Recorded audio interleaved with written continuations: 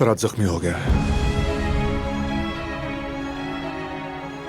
Emergency में ले गए हैं ऑपरेशन के लिए। उसकी हालत कैसी है?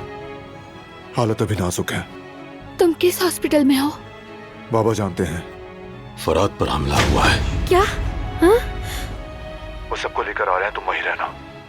नहीं, मैं भी वहां सबके साथ आऊंगी।